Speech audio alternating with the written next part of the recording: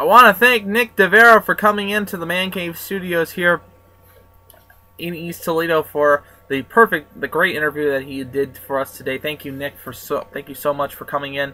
Again, from all of us here at All Andy Alfred, thank you for coming in and talking a little bit about baseball and about the Hall of Fame, as well as free agency as well too. So let's get into some more topics at hand for you guys today.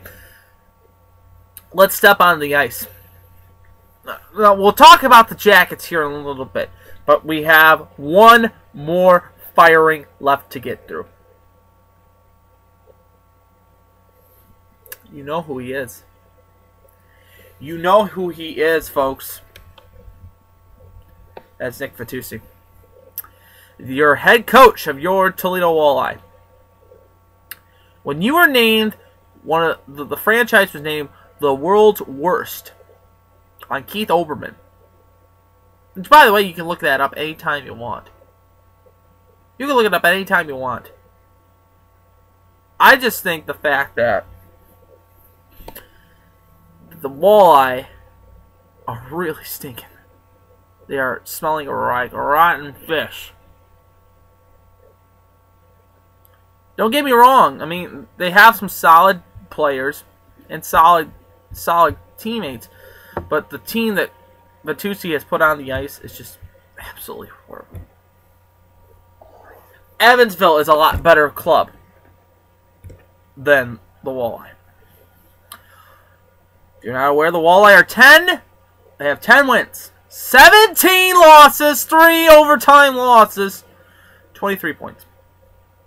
Elmira is in 12th place in the conference. They have 16 losses, 24 points, 10 wins as well. We are dead last in the American Conference. And this week we got Fort Wayne and we got Wheeling at home.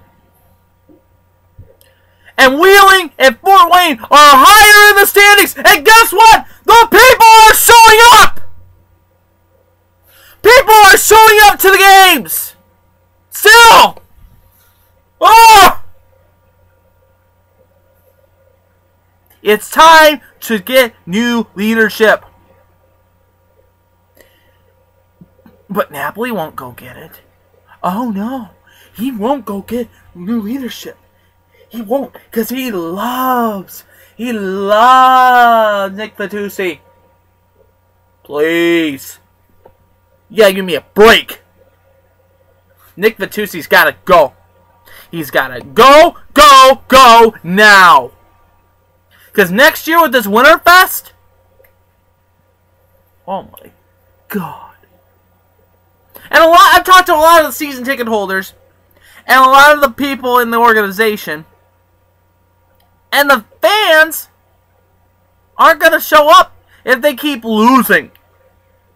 And they lose bad. When they do laps at the end of the game, a couple weeks ago when they lost bad, they did laps after the game. That's good coaching. That teaches the players. But for goodness sakes, who was recruiting these players in the summer? Who was recruiting these players and making the phone calls? Who signs the contracts with the players? Who leads the players? Who teaches the players the game? Who teaches the players how to play solid hockey? Who does that? Let me think. The coach! That's right! What do we have in Toledo? A no good, horrible goalie coach that can't teach these players responsibilities. Yes, last year was a fluke. We made the playoffs because of a fluke, and also because the NHL was in a lockout and we had some solid players. When the NHL came back, the team fell down the rankings. Now we're at the bottom. It's not the Drake song, started from the bottom, now we're here. Yeah, started from the bottom from this season, and we're in dead last! We should take Nick Devera and fire him. I'm sick and tired of it. And I'm not the only one. You look at the Facebook pages. You look at the hashtag Fire Nick Vitucci that's on every tweet that people send out about the Walleye. We fired Phil Nevin. Jim Schwartz gets fired. Nick Vitucci's next. New leadership. That's what the Walleye need. Leadership is coming good, though. And players are coming back healthy for the Blue Jackets. Thank you. There is a saving grace in hockey. That's the Blue Jackets. And what they did on Monday night was fantastic! Beating the New York Rangers and that wannabe Rick Nash in a shootout. Bobrovsky stopping his legacy. Jackets were a winner. Monday night. They were a winner Monday night to the New York Rangers. I gotta calm down. My candle back there is working. I think it's starting to calm me down. So the Jackets win 4-3. You know, Nash had his 8th of the season. I cannot wait till he comes back to Nationwide, folks. Because when he comes to Nationwide, the fans are gonna boo. I'll be there. I will be booing hard than ever. Rick Nash is a cherry-picking wannabe Wayne Gretzky that's going to be on Team Canada. And by the way, he got lucky with Team Canada with the voting.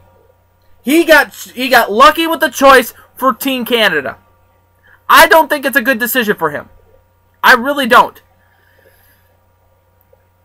He's not playing a solid game. He's only got his 8th goal of the season from Monday night. And tonight he's got to take on the Chicago Blackhawks. Oh, at the UC. Very good team.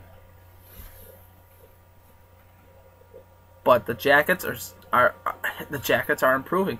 We're getting closer to the Olympics, by the way, too. So, if you're not aware of this, second week of February is the last week of the NHL season before the Olympic break. Olympic break is 6 weeks. The Jackets got to get going to get close before this long break. We'll see what happens with that. You're looking at the standings right now. In the overall, in the wild card standings race, Columbus is 7th. They have 42 points. They're 19, 20, and 4. 42 points. Leading the wild card division is the Detroit Red Wings and the Toronto Maple Leafs. They're the 1-2. Now, Toronto and the Winter Classic, I will admit something here to you guys. I actually enjoyed the Winter Classic. It was a very, very good game. The Red Wings and the Maple Leafs, and I'm glad the Leafs won because the Leafs needed a big win. They needed to win, and they won in the big house. Great crowd on hand of 108,000 fans.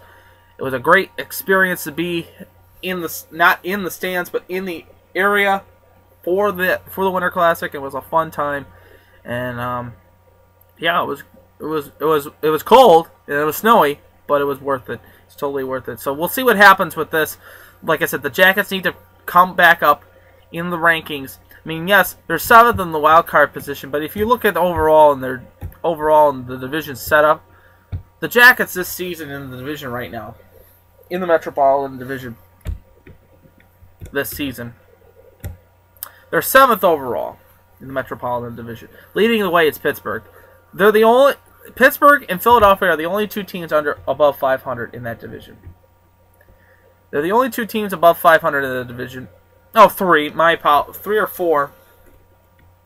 5. 5 teams above 500 in that division. The second closest to the Jackets is the New Jersey Devils. They have 43 points. Jackets can overpower the Devils. They can honestly do that. Jackets are on a 1-game winning streak, of course. Well, their next game coming up tomorrow night as they continue this nice, big old, nice, juicy road trip that they're on right now into the East Coast. We'll see what happens with this. Jackets actually they can return home this Friday to take on the Hurricanes, and then Monday to take on the Tampa Bay Lightning on the 13th. So Steve Eiserman's club will be very interesting to say the least. So that's going to wrap it up for all Andy Alfred today. Of course, tune in tonight starting at 6:30 for the pregame show as BGSU's men's basketball team takes on Eastern Michigan. And as well, I will be on the call along with my broadcast partner Chase Wilhelm. Tip-off is at 6. Tip-off is at 7. Pregame at 6:30. So tune in. FalconRadio.org. That's FalconRadio.org. If you want more information about this show, follow me on Twitter. It is at AllAndyAlfred. It's at AllAndyAlfred. You can tweet the show as well, too. And also, if you have a question or any comments for this show, post it underneath this video and so much more, and it will be read on air. So, this has been a presentation of All Andy Alfred right here on ClayFan23. For more information, visit me, like I said, at Twitter, at AllAndyAlfred, or contact me via email as well, too. Until next time, folks. Until later on tonight when I talk to you on the radio side for the basketball game tonight. I'm pulling for you. We're all in this together. The game of life. And the game to the teams behind me. And to you at home. Victory is sweetest when you have tasted defeat. Have a nice night, everybody. I'll see you tonight for the basketball game. Until then, love you guys. Bye.